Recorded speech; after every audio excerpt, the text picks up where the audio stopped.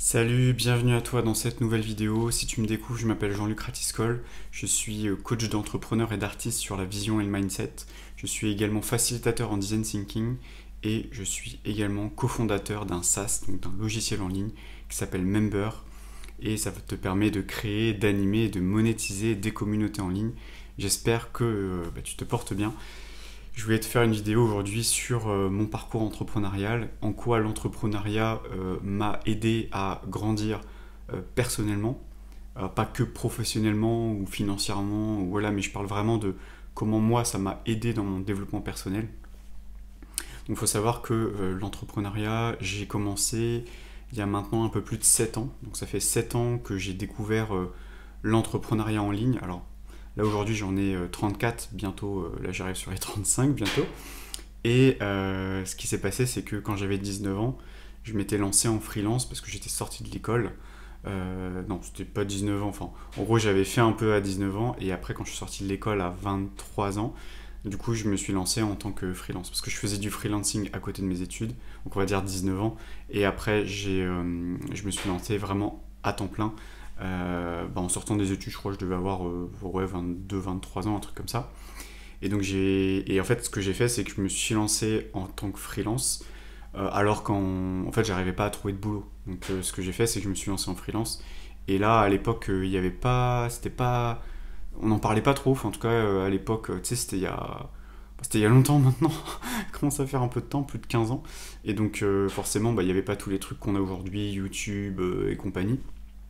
Et donc moi j'avais beaucoup de mal à comprendre les différents statuts, société, micro-entreprise. Puis à l'époque les démarches c'était pas aussi simple à faire. Enfin bref c'était je trouvais ça très compliqué. Et donc du coup je m'étais lancé, mes premières facturations, etc. avec des clients. Et là je me suis rendu compte que quand j'étais freelance, je me suis retrouvé beaucoup dans cette solitude. Donc je sais pas si aujourd'hui toi t'es entrepreneur. Donc en fait, ce que je faisais, moi, j'étais web designer en freelance. Et donc, je faisais des sites internet alors, il y avait sites web, applications mobiles, sites e-commerce, etc. À l'époque, il n'y avait pas Shopify et compagnie, ça n'existait pas.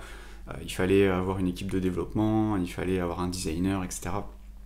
Donc du coup, j'ai travaillé pour des startups, voilà, pour plein de boîtes en freelance. Et après, j'ai été dans des grands groupes, toujours en freelance, donc pareil. Mais ça, du coup, c'est un peu plus simple parce que tu passes par des cabinets de conseil, donc voilà, c'est un peu plus simple. Et en fait, ce qui s'est passé, c'est que déjà, la première leçon que j'ai appris, on va dire, quand je me suis lancé, c'était que les clients, ils viennent pas tout seuls, quoi. C'est pas parce que tu as fait un site web que ça y est, les clients vont débarquer et tout le monde va vouloir travailler avec toi. Et donc, je me suis confronté à la visibilité, à se faire connaître, à oser se montrer, etc. Et donc, pour la petite histoire, moi j'avais eu des grandes difficultés à m'exposer parce que j'avais été harcelé sur internet à une époque. On s'était bien foutu de ma gueule. Et donc, du coup, j'ai eu beaucoup de mal à retourner sur internet. Et donc, ça a été notamment pour ça que je n'avais pas réussi à me réexposer sur internet. Parce que forcément, dès que tu t'exposes sur internet, t'es vulnérable à la critique forcément, et donc ce qui se passe c'est que voilà, je me suis pas trop montré et donc je me cachais un petit peu certains projets, etc. Et donc ce qui s'est passé c'est que pour moi en tout cas là où ça m'a fait grandir, c'est que en fait t'es obligé de sortir de ta zone de confort. Donc par exemple à une époque je cherchais donc des missions en freelance, et donc à un moment j'ai vu qu'il y avait des portes ouvertes dans un incubateur de start-up. Et donc ce que j'ai fait, à l'époque, c'était à l'époque, hein. Ouais, c'était il y a 15 ans, ouais, peut-être un peu moins de 15 ans, peut-être 12 ans, j'avais imprimé des cartes de visite, j'avais été dans des incubateurs, donc il y avait deux incubateurs, et qui faisaient leurs portes ouvertes, et donc du coup j'ai été, et donc j'ai donné des cartes de visite à tous les start-upers, donc à l'époque il y avait Deezer, alors Deezer c'était pas aussi connu que maintenant, mais il y avait, je me souviens avoir donné la carte à, je sais pas si c'était le PDG, bref, enfin, le fondateur de Deezer à l'époque. Et voilà, je donnais des cartes, je dis voilà, je peux faire vos applications, etc. Je suis designer. Et donc j'avais passé toute ma journée à du coup à aller aux incubateurs et puis à donner des cartes, etc. Et en fait, les gens ils me disaient ah, merci. Mais voilà, c'était très confrontant pour moi parce que déjà, il faut sortir de chez soi, aller voir des gens que tu connais pas, te vendre, entre guillemets, En fait, c'est juste dire, regardez, j'existe, et enfin, moi, pour moi, déjà, si aujourd'hui tu es entrepreneur, c'est déjà dire que tu existes. Voilà. Pour moi, c'est déjà le premier point. Les gens ne peuvent pas acheter chez toi s'ils savent pas que tu existes. Ça, c'est le premier truc. Donc, du coup, ce que je faisais, c'est juste, je disais bonjour, je suis là. Tu vois, bonjour, j'existe. Et voilà ce que je fais. Et si vous avez besoin, je suis là. Voilà, ça faisait un peu ça le message. J'essayais pas de convaincre, de sortir un pitch de vente, etc. Je disais, voilà, moi, c'est mon domaine. Je sais faire des applis, des sites internet, des sites e-commerce. Je peux vous faire un super design. Je peux vous aider sur vraiment sur tout l'aspect communication, design, site internet et tout. Et du coup c'est ce que j'ai fait. Et ce qui s'est passé, c'est que j'ai passé la journée, j'ai donné, et je suis rentré chez moi, j'ai été dégoûté parce que en fait j'avais donné des cartes et genre personne n'était intéressé par ce que je faisais. Les gens me disaient ah ouais, merci, mais on sentait que c'était un peu ouais merci, tu sais genre merci au revoir. Ça faisait un peu ça et du coup ouais j'étais un peu parce que c'était quand même une porte ouverte, mais en réalité ils cherchaient à recruter des développeurs parce qu'à l'époque c'était la grande mode des développeurs front-end, back-end, etc. Il n'y avait pas tout le no-code aujourd'hui. Et donc voilà, il y avait vraiment beaucoup de demandes. Il y en a toujours autant, hein, mais c'était vraiment une porte ouverte. Mais ils voulaient attirer aussi des talents à l'époque pour du web, pour du développement web. Mais ils cherchaient pas vraiment de designer parce qu'en général ils avaient déjà un designer en interne. Donc voilà, c'était un peu gros flop pour moi. Et en fait, ce qui s'est passé, c'est que 2-3 semaines après, j'ai reçu un appel de quelqu'un que je connais pas. Bonjour Jean-Luc, voilà, j'ai eu ta carte via une personne. Alors je sais plus du coup à qui je l'ai donné parce que j'en ai balancé à tout le monde. J'ai dû en donner à peut-être 80 personnes, 100, une centaine, je sais même plus en fait. Parce que j'allais dans les trucs, bonjour, bonjour Jean-Luc Ratiscol. Hein. Enfin, voilà, j'avais donné ma petite carte quoi. Et juste mon pitch qui dure 30 secondes. Bonjour, je suis Cole, je peux vous aider à faire ça, ça, ça, ça, ça. Si vous avez besoin, vous pouvez me contacter, machin, merci, au revoir. Tu vois. Ouais, ça faisait juste ça. Pitch. Vraiment le pitch à la chaîne, quoi. Et donc voilà, je donnais mes cartes et tout. Et en fait, bah, la personne avait eu mon contact d'une autre personne. Et donc en fait, c'était quelqu'un qui venait de rentrer dans l'incubateur. Donc en fait, il n'était pas encore dans l'incubateur. Et donc là, on s'est appelé, on a pris rendez-vous, etc. Et là, en fait, du coup, j'ai commencé à travailler avec eux. Donc ça, c'était un exemple ça m'a poussé, en tout cas, l'idée c'est que je puisse t'expliquer qu'est-ce que moi ça m'a apporté, comment ça m'a fait grandir. Donc ça, je te parle de ça, c'était il y a 15 ans. Hein. Donc, là, et après, je vais t'expliquer un peu plus récemment où est-ce que ça m'a fait grandir et à quel niveau. Donc là, déjà, tu vois, t'as la vingtaine, c'est sortir de ta zone de confort. C'est pas juste t'as ton CDI, tu fais ton taf, tu rentres chez toi. Non, c'est là, faut que tu trouves des clients, faut te faire connaître. Et donc là, tu sors de chez toi, tu vas voir les gens. Donc si t'es d'une nature, tu vois, un petit peu introverti, quand je dis introverti, parce que souvent les gens ils ont du mal à comprendre extraversion et introversion. Moi, je suis un peu entre les deux. Tu vois, je suis ni extraverti ni introverti. Je suis dans ce qu'on appelle une ambiversion, c'est que j'ai besoin des deux. Et donc, c'est pas pour autant que je vais pas.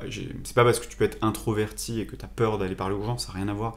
L'introversion, c'est que ça te recharge en énergie d'être seul, ou comme ça te recharge en énergie d'être avec des gens.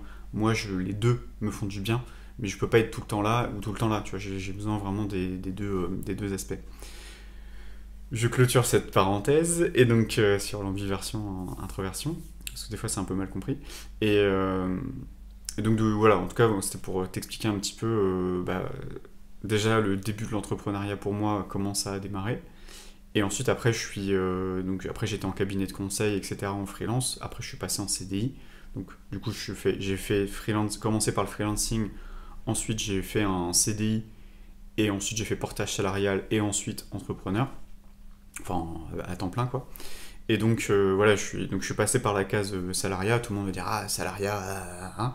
En fait, le salariat, ça m'a aussi appris pas mal de choses, notamment le fonctionnement d'une entreprise, comment ça tourne, le management, comment t'es managé aussi, ça te permet de voir tes managers. Moi, j'ai été managé par peut-être une vingtaine de personnes différentes, 20, 30 personnes, je sais plus. Donc, je vois les différents styles de management. Et moi, ça me permet de voir qu'est-ce que j'ai aimé, qu'est-ce que j'ai pas aimé. Comme ça, après, demain, quand tu crées ta boîte, en fait, tu vois comment t'as été managé, qu'est-ce qui t'a plu, qu'est-ce qui t'a pas plu. Et après, toi, tu vas pouvoir trouver ton propre style de management. Donc le salariat, être managé, c'est pas forcément négatif. Tu vois, tout le monde dit « Ouais, salariat, c'est l'esclavage, machin. » Non. pourquoi toujours noir, blanc? Non, moi je suis dans la zone grise, tu vois. Genre il y a des trucs bien et des trucs pas bien, tu vois, c'est toujours comme ça. Mais moi ce que je trouve bien, en tout cas dans ce que j'ai expérimenté, en tout cas en tant que salarié, c'est le management, c'est comment j'ai été managé et comment moi après je peux manager derrière des équipes. Tu vois, donc c'est vraiment, pour moi, c'est ça qui est intéressant. Et surtout, ce qui est intéressant, c'est voir la charge de travail, de observer quand on a trop, quand on n'a pas assez. Tu vois, il y a vraiment cette jauge de pas assez, beaucoup trop, et trouver une sorte de juste équilibre entre les deux. Et ça, en tant qu'entrepreneur, c'est pareil.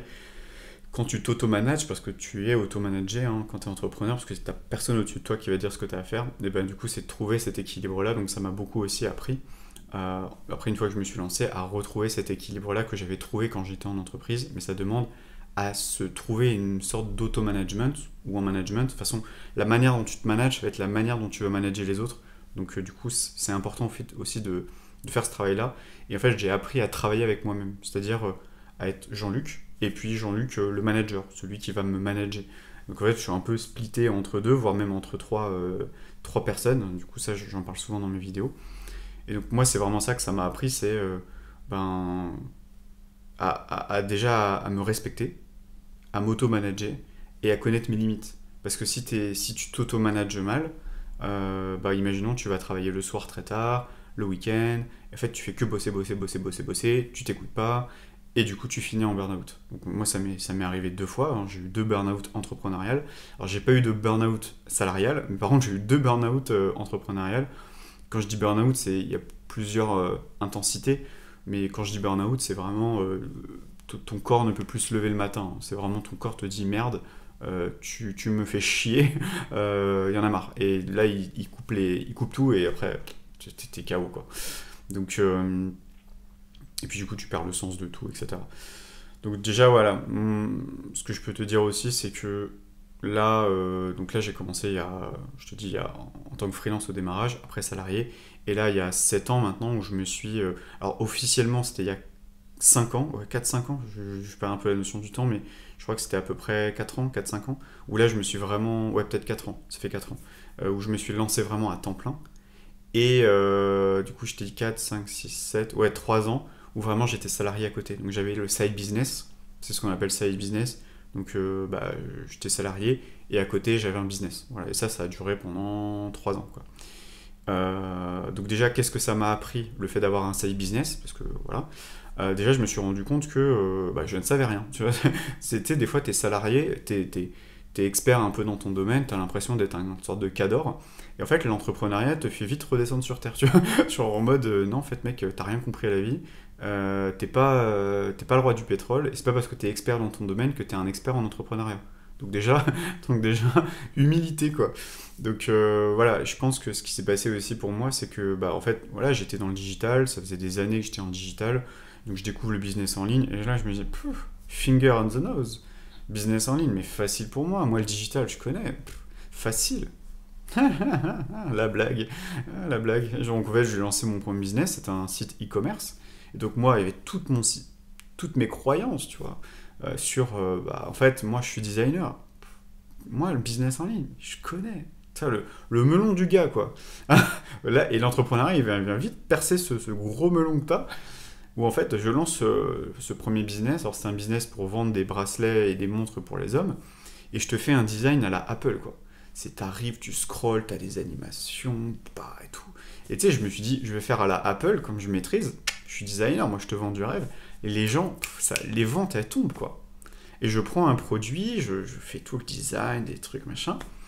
Je fais du Google Ads, je fais du Facebook Ads et tout.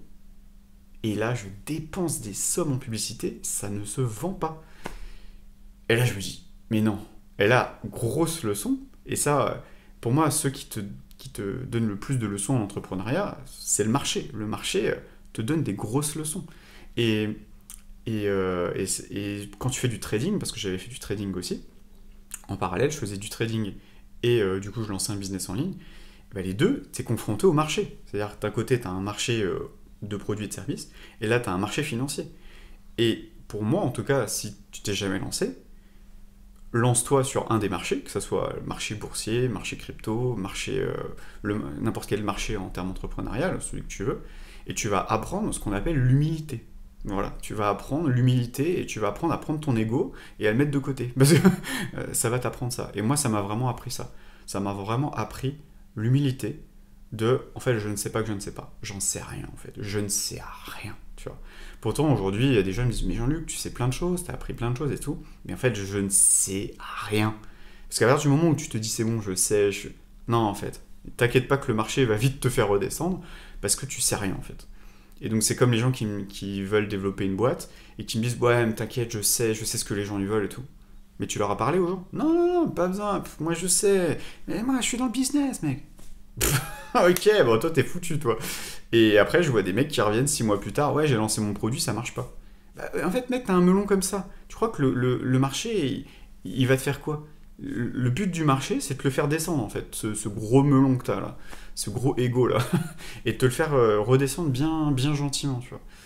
Et donc, ce qui se passe, c'est que donc, je lançais, que ce soit sur les marchés ou vraiment, et dès que j'ai une certitude de c'est bon, ça va le faire, je sais comment ça va marcher, et je sais que ça va se passer exactement comme j'ai décidé, bah, tu vas voir que ça va pas du tout se passer comme tu as prévu. Parce que c'est pas toi qui décide, c'est le marché qui décide. C'est toujours les clients qui décident. C'est comme les acheteurs sur un marché financier. C'est eux qui décident. C'est eux qui décident s'ils achètent ou pas à ce prix-là. C'est pareil pour le marché, c'est exactement la même chose. Donc là, tu apprends tout de suite l'humilité par rapport à ça. Donc du coup, bah, je lance ce produit-là, je fais une autre boutique e-commerce, je teste autre chose, etc. Je vois que ça se vend. Donc je teste des produits et je me rends compte que déjà, ce qui compte, c'est l'offre, c'est le produit, c'est qu'est-ce que tu vends. Et en fait, moi, je partais d'une croyance, je me disais, si je vends quelque chose un peu original, de jamais vu, alors je vais être sur un marché de niche, et donc du coup, je vais rafler tout le marché.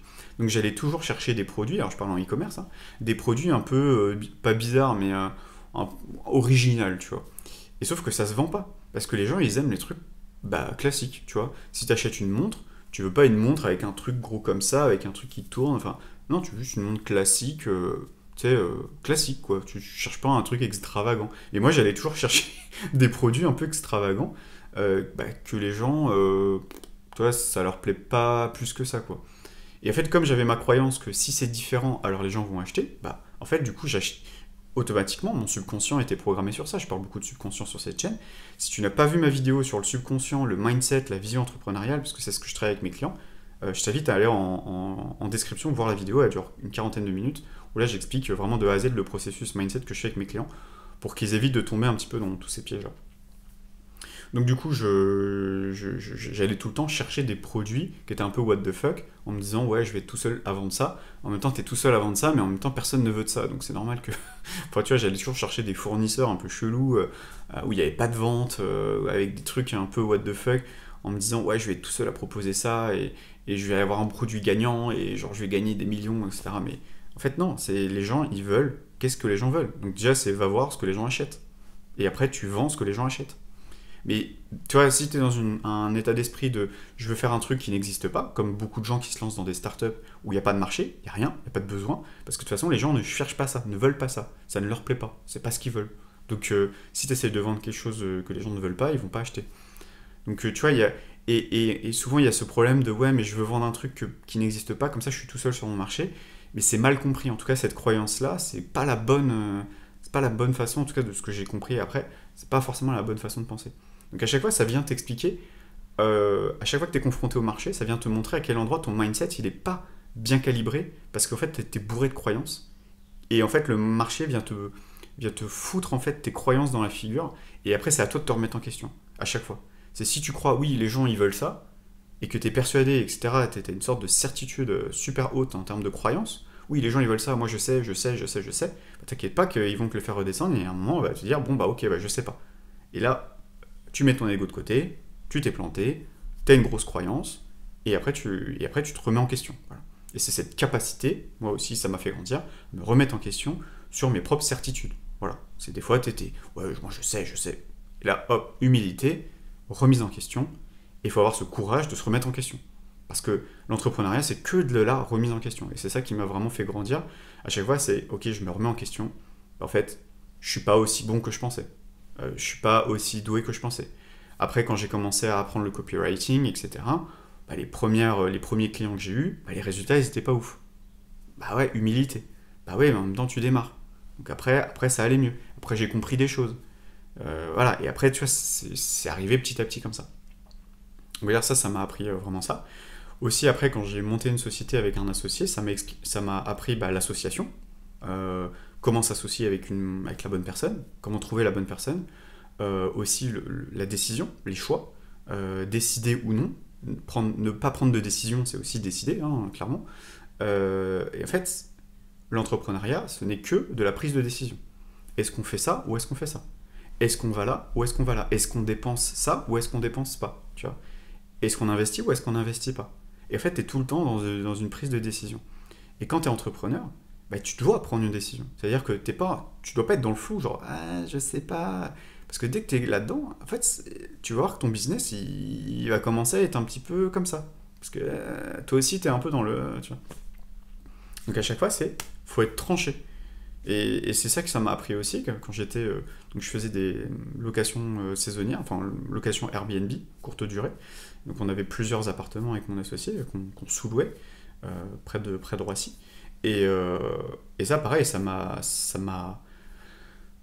appris déjà la gestion émotionnelle. Parce que quand t'as plusieurs appartements et que t'as des problèmes, tu sais, ça peut être des problèmes de fuite d'eau, problèmes de chasse d'eau, problèmes d'électricité, problèmes de voisinage, insalubrité. Des fois, il y a des locataires, enfin des voyageurs pas qui saccageaient, mais qui respectaient pas le lieu. Donc, bref, il y a beaucoup de soucis comme ça. Pareil, quand t'as la personne qui fait le ménage, puis il tombe malade, en fait, t'as personne de sauvegarde. Donc, comment tu fais? Comment tu gères? Quand il y a un problème informatique et qu'en fait, il y a eu des problèmes au niveau du calendrier et que le gars du ménage, il est pas passé et que le voyageur, il arrive, l'appartement est dégueulasse, comment tu fais? Comment tu gères? Le gars t'appelle, il est presque à t'insulter. Tu vois, émotionnellement, c'est compliqué. Et pour moi, c'était vraiment la grosse leçon aussi. C'est, en fait, quand moi j'ai eu des clients au téléphone qui m'ont insulté, qui m'ont même menacé physiquement, en me disant, vas-y viens, je vais te défoncer la gueule. Tu vois, clairement, hein, c'était ça. Hein. Et sauf que moi, oui, c'était de ma faute. Mais en même temps, c'était l'informatique qui avait bugué. Tu vois. Ou alors, le gars, il avait mal regardé l'annonce, et puis il est arrivé, il était pas content. Parce que c'était sa femme qui avait réservé, c'était pas lui, et donc en fait, il a demandé remboursement, et je lui ai dit, ouais, mais monsieur, on fait pas de remboursement. Vous êtes arrivé la veille pour le lendemain, vous êtes déjà dans l'appartement, enfin, c'est pas possible. Il m'a dit, ok, je vais tout défoncer alors. Et il me menaçait directement de saccager l'appartement. Qu'est-ce que tu fais dans ces cas-là? C'est pour ça que je dis gestion émotionnelle. Il y en a, ils parlent beaucoup entrepreneuriat, ouais, mindset, machin, mais mec, t'as jamais été confronté à ce genre de conflit en fait. Tu vois ce que je veux dire? Est-ce que t'as déjà vécu un vrai conflit? Quand je dis un vrai conflit, c'est un vrai conflit. Genre par exemple, j'ai vécu aussi des gros impayés. Des factures à plusieurs milliers d'euros. Et va aller récupérer l'argent. Donc ça, après, tu dois faire une démarche juridique, assignation en justice, etc. Il faut se protéger, etc. Si t'as jamais vécu ça, je suis désolé, tu débutes en fait. Tu débutes. Quand tu vis ça, clairement, là, tu sais que t'es dans le dur. Parce que t'es confronté au client, t'es confronté à la réalité, t'es confronté au service, et t'es confronté aussi à tes propres manquements en termes de business, parce que quand t'as un bug informatique et que le client n'est pas content, ouais, qu'est-ce que tu fais? Est-ce que tu le rembourses? Est-ce que machin? Enfin, très compliqué. Et il y a des business, et c'est pour ça qu'après, je me suis vraiment... j'ai pris du recul sur, ok, quel genre de business model j'ai envie d'être, parce qu'on n'est pas fait, et ça c'était une de mes leçons aussi, c'est on n'est pas tous faits pour le même genre de business. Il y en a, ils sont faits pour le business d'accompagnement, il y en a, ils sont faits pour le business e-commerce, il y en a, ils sont faits pour le business peut-être juste online, faire de l'affiliation, etc. Il y en a, ils sont faits pour le business de création de contenu. Parce qu'à chaque fois, c'est des business différents, et il y a toujours, on va dire, une sorte d'inconvénient, il y a toujours un désavantage à chaque business model, il n'y a aucun business model qui est facile, tu vois. Moi, j'en connais pas. Il va toujours avoir un aspect un peu plus, un inconvénient. Après, l'idée, c'est est-ce que cet inconvénient, c'est ok avec toi que tu aies cet inconvénient? Le problème, c'est que souvent, on n'en a pas conscience. L'inconvénient, on se lance, on veut juste gagner de l'argent, puis après, tu te rends compte sur le chemin que l'inconvénient, tu le découvres. Donc moi, ce que j'ai compris aussi, c'est que choisir un business, c'est pas anodin. Tu choisis pas un business comme ça. Tu dis pas, ok, je me lance là-dedans. Non, tu réfléchis, en fait. Tu vas pas monter une société, machin, juste parce que tu as vu un mec sur Internet qui t'a dit qu'il faisait 100 000 euros par mois. Non, tu réfléchis, tu vois. Tu réfléchis, est-ce que c'est dans ta vision? Est-ce que c'est bien ta vision? etc. C'est pour ça que je parle beaucoup de vision entrepreneuriale sur cette chaîne, parce qu'à l'époque, je n'avais pas de vision. J'étais juste drivé par l'argent. Et ça a été ma grosse leçon aussi, c'est n'entreprends pas pour l'argent. Ça paraît bizarre comme ça, parce que tu dis, ouais, mais l'entrepreneuriat, c'est la voie rapide pour l'argent.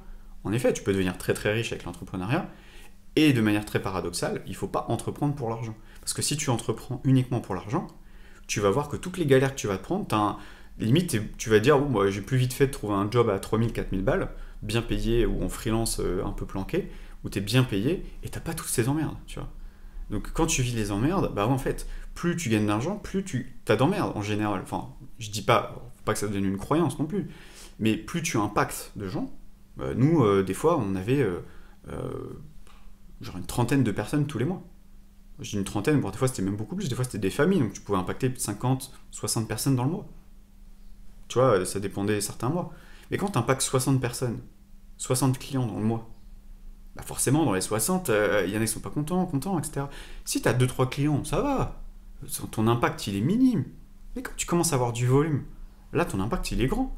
Et forcément, bah, en face, le niveau d'emmerde, il peut être beaucoup plus grand aussi. Je dis pas qu'il est proportionnel. Je dis pas que plus tu as de clients, plus tu as d'emmerde. C'est pas proportionnel. Mais plus tu as de clients, plus la potentialité d'avoir des problèmes augmente. Parce que forcément, plus tu impactes de clients, plus derrière... ouais, j'ai pas reçu mon colis, ouais, il y a ceci, il y a cela. Moi, à l'époque, quand je vendais, à un moment, ça marchait très très bien. À un moment, j'avais trouvé une montre qui se vendait bien. Et moi, c'était les périodes de Noël. Donc, du coup, j'ai balancé beaucoup de pubs pour Noël, j'ai bombardé. Ça a vendu. Mais ce qui s'est passé, c'est qu'il y a eu des problèmes de transport. Et il y a eu un problème avec le fournisseur. Mais ça, c'est indépendant de moi, j'y peux rien. Le seul truc, c'est que j'ai décidé de travailler avec lui. J'aurais pu décider de travailler avec quelqu'un d'autre. J'ai décidé de travailler avec ce fournisseur-là, sauf que le gars, en fait, il n'envoyait pas les commandes. Et donc, en fait, je me suis tapé des plaintes de clients où à Noël, 2 jours avant Noël, ils n'avaient pas reçu leur cadeau de Noël. Et comment tu gères ça? C'est pour ça que je te dis, si t'as pas vécu ça, t'as rien fait. Si t'as pas vécu ce genre d'emmerde, pour moi, c'est déjà t'as rien vendu, et que, en fait, t'impactes personne. Tu vois ce que je veux dire? C'est plus t'impactes, plus tu peux avoir il peut se passer ce genre de choses. Ça peut, on va dire, la potentialité arrive plus souvent, si tu préfères. Donc quand les gens t'envoient des mails, bonjour, j'ai acheté sur votre site, etc. Je comprends pas, j'ai pas reçu ma commande, je trouve ça inacceptable, machin. Vraiment, les gens, il y en a, ils sont sympas, ils peuvent être indulgents, mais il y en a, ils ont payé, tu leur donnes le truc, quoi. Ou tu le rembourses, quoi. C'est je t'ai payé, tu me donnes mon truc, tu vois. Sinon, c'est une arnaque. Mais ils ont raison. Mais donc du coup, toi t'es là, bah ouais, j'ai pas rien, madame, monsieur, bah tu fais un remboursement. Et au final, bah, elle finit par avoir le produit, parce que bah, le produit il arrive en retard, et toi tu rembourses, et du coup t'es à perte. Enfin, du coup, tu lui as donné un produit gratuitement. Et toi derrière, t'as payé de la pub pour lui vendre le truc. Enfin, tu vois ce que je veux dire, Et donc en fait, et ça, bah, c'est parce que le fournisseur envoyait pas, il y a eu des problèmes de transport, puis je crois qu'il y avait des problèmes parce que c'était des trucs de Chine, hein, c'était des trucs de merde, tu vois, c'était dropshipping de merde, là. Enfin vraiment, fais pas de dropshipping, alors fais un dropshipping, mais fais ça proprement, tu vois. Après, c'était quand même des bons produits, mais avec un fournisseur pas sérieux, quoi, tu vois. Et donc voilà, et ça, bah, voilà, c'était niveau d'emmerde, plus, quoi. Et pareil pour les appartements, bah oui, tu vas avoir un niveau de standing, parce que nous, c'était vraiment ça, on voulait vraiment que tout le monde mette 5 étoiles, vraiment, on voulait apporter de la qualité, tu vois, aux clients, que ce soit content, qu'ils disent, ouais, c'est génial et tout, mais des fois, il y a des loupés.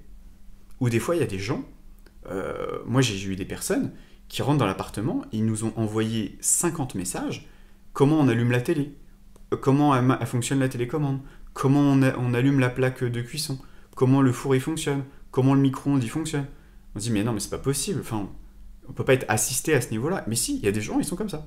C'est-à-dire que il y a des gens qui sont totalement assistés. Et voilà, il y a tout dans le monde, il y a tout pour faire un monde. Et il y a des gens, ils savent pas allumer une plaque de cuisson. Il y en a, ils savent pas utiliser un micro-ondes. Ils sont obligés de t'envoyer un message sur Airbnb pour te demander comment fonctionne le micro-ondes. Et toi, 23h du mat, tu lui dis, enfin 23h du soir, tu lui dis, ouais, bah alors le micro-ondes, il faut tourner le truc comme ça. Puis toi, tu sais même plus quel modèle c'était, du coup tu regardes sur internet, tu fais des photos, tu vois. Et tu sais que si tu lui réponds pas, bah, il va te mettre une sale note. Donc tu vois, dans ces trucs-là, et t'as tout le stress, voilà. Bref, donc ça c'est vraiment pour te partager ça. Ça a été notamment bah, des enseignements, des choses que j'ai vécues. Là je te parle de mon vécu, de mon expérience personnelle. en tant qu'entrepreneur, ou quand j'avais lancé ce truc-là, bah en fait, oui, tu vis des situations, on te fait vivre des situations très désagréables, et c'est ta capacité à les surmonter. Et donc moi, ce que ça m'a appris, c'est le lâcher prise. C'est-à-dire que quelqu'un commence à m'insulter, ok. Et en fait, je pense déjà plus tard, je me dis, ouais, ça va passer. Tu vois, c'est bon, c'est déjà fini. C'est qu'une étape, ça va passer, tu vois. Tu sais, c'est comme, il y a de l'orage, tu sais qu'après l'orage, il y a le beau temps. Bah voilà, je me dis, bon, il va y avoir le beau temps. Là, c'est l'orage, mais après l'orage, il y a le beau temps, tu vois.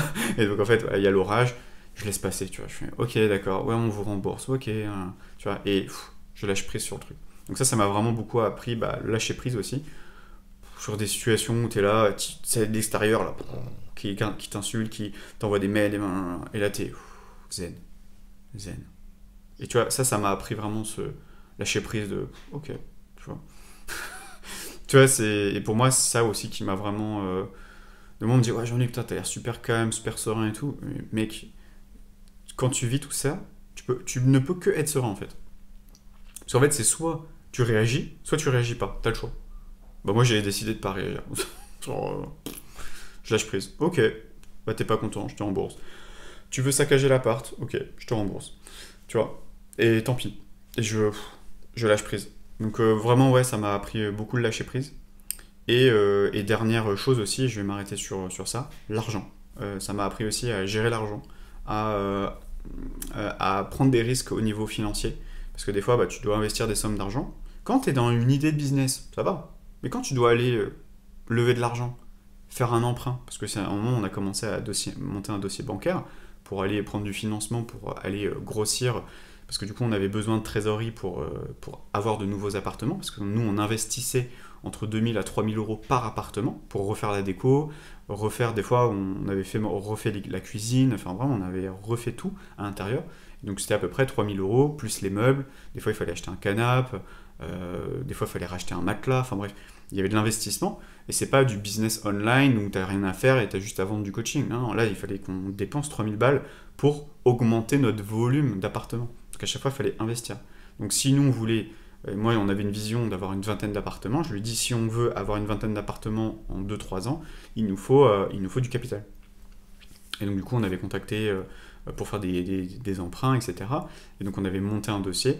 Après on ne l'a pas fait parce qu'après il y a eu le Covid et compagnie, donc forcément ça a été beaucoup plus difficile pour nous de grossir parce que tout était confiné, donc c'était un peu compliqué. Et c'est là où je me suis dit, ouais, non, mais en fait, ce genre de business, c'est trop dépendant de l'extérieur, c'est trop dépendant de l'économie, de la conjoncture, etc., comme beaucoup de business. Hein. Et là, je me suis dit, est-ce que j'ai envie de continuer, etc. Donc après, j'ai arrêté. Et voilà, et ça m'a vraiment, en tout cas, appris ça. Donc la gestion de l'argent, donc la perte, le gain, gérer la perte et le gain et rester serein. Ok, tu perds de l'argent, t'es serein. Tu gagnes de l'argent, t'es serein. Et ça t'impacte pas émotionnellement. On parle beaucoup de stoïcisme, mais l'entrepreneuriat t'apprend le stoïcisme, clairement. Tu ne peux que devenir un stoïque. Hein. Voilà. Et pour ça, tout le monde en parle, mais pour moi, ça devient presque évident oui, en effet. Si tu réagis à l'extérieur, t'es foutu, mec. Hein. Vraiment, là, tu vas finir en arrêt cardiaque. Si tu te lances dans l'entrepreneuriat et t'es dans le dur, tu finis en PLS, quoi. Donc voilà. En tout cas, ça, c'était ma grande leçon. Et ma dernière grande leçon que j'ai envie de te dire, c'est si tu te lances dans l'entrepreneuriat, moi, ce que ça m'a appris, c'est il faut vraiment savoir ce que tu veux. Vraiment. Savoir ce que tu veux. Donc, la vision, ça, c'était vraiment mon truc. Et c'est pour ça qu'aujourd'hui, je l'enseigne, je l'apporte. Parce qu'en fait, j'ai passé 7 ans sans vision. Et crois-moi, j'ai perdu un maximum de temps. Et c'est pour ça qu'aujourd'hui, je propose ça aux entrepreneurs. Parce que souvent, on me dit, Jean-Luc, j'ai l'impression d'avoir gagné 2 ans. Mais en fait, c'est vraiment ça qui va se passer. C'est que une fois que tu as ta vision, elle est claire, tu vas gagner énormément de temps après. Une fois que tu as fait ce travail-là.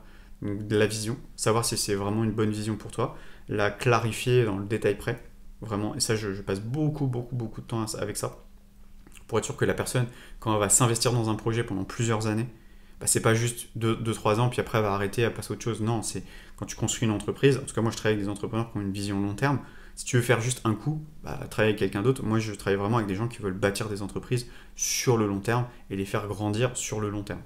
Et donc une fois que tu as la vision, tu sais la vision, alors souvent c'est vision, mission, valeur, tu as la vision, tu sais où tu veux aller, la photographie dans 5 ans par exemple, 10 ans, tu sais exactement pourquoi tu le fais, qu'est-ce que tu fais au quotidien, ça c'est ta mission. Et les valeurs, c'est qu'est-ce qui te porte, qu'est-ce qui est important pour toi. Et pour moi, il y a vraiment ces 3 trucs-là en général qu'on travaille. Et ensuite, après, il y a ce qu'on appelle le mindset, c'est l'état d'esprit. L'état d'esprit, c'est les pensées. Les pensées, c'est quoi? C'est les pensées au niveau conscient, donc qu'est-ce que tu te dis consciemment, mais aussi les pensées au niveau subconscient. Et moi, je travaille principalement sur les pensées subconscientes, parce que c'est ça qui impacte directement tes pensées conscientes. Donc là, on va travailler sur le subconscient, et généralement, si imaginons tu veux ça, et qu'aujourd'hui tes pensées elles sont là, et bien du coup, dans ta vision, imaginons tu me dis, moi ma vision c'est là, mais là ce que je vois, ton état d'esprit il est là, l'idée c'est de calibrer ton état de pensée et tes croyances, ton système de pensée, sur ce truc-là. Si tu me dis, ouais, mais là, je me sens pas capable, ouais, mais je sais pas, mais je suis pas bon là-dedans, mais je vais dire, ok, maintenant, tu es bon là-dedans, et on va venir ancrer ça dans ton subconscient pour que ça puisse s'adapter à ce nouvel état d'être, qu'on appelle état d'être numéro 1, état d'être numéro 2, pour ensuite obtenir ce que tu veux. Mais si aujourd'hui, tu es là, tu vas obtenir ça. Donc là, c'est pour ça que je travaille sur ça, et moi, je le travaille sur moi, et je le vois, ça se voit dans mon business, ça se voit dans plein de choses, en fait. Et je pense que j'aurais dû faire ça dès le démarrage. Si on m'avait dit, te lance pas tout de suite dans un business, essaie déjà de comprendre comment ton esprit fonctionne et définis une vision claire et travaille sur ta vision de où tu veux aller, qu'est-ce que tu veux, et passe peut-être 1 an, 6 mois, j'en sais rien, à observer les différents business models, à rencontrer des gens qui ont lancé des business pour te dire, ok, ça serait quoi ma vision, tu vois. Et vraiment travailler cette vision, pour moi, c'est le plus important. Et en réalité, la vision, on l'a au fond de nous, elle est là. Souvent, c'est un projet qu'on a dans nos tripes, quoi, et à faire émerger. C'est pour ça que généralement, la vision, je la fais émerger à l'intérieur de soi. C'est quelque chose qui t'appelle, tu vois. Souvent, on appelle ça un appel d'âme, tu vois. C'est un truc qui t'appelle de l'intérieur. Et peut-être que l'entrepreneuriat, c'est quelque chose qui t'appelle. Et c'est pareil pour si aujourd'hui tu es artiste, il y a peut-être un projet, c'est pas un projet artistique, musical, j'en sais rien, qui t'appelle, et que voilà, tu veux le lancer. Et à ce moment-là, c'est trouver un petit peu cette force pour le lancer et surtout mettre de la conscience sur qu'est-ce que tu veux vraiment lancer au fond de toi. Et voilà, c'est pour ça que je le fais, et c'est pour ça que je t'invite à aller en description la vidéo où je t'explique de A à Z comment je fais pour définir cette vision, la clarifier, et après reprogrammer ton esprit, notamment l'esprit subconscient, pour ensuite t'emmener de manière automatique, parce qu'après ça va être totalement inconscient, hein, tu vas le faire, mais inconsciemment, tu vas t'emmener vers cette vision qui t'appelle, qui te drive.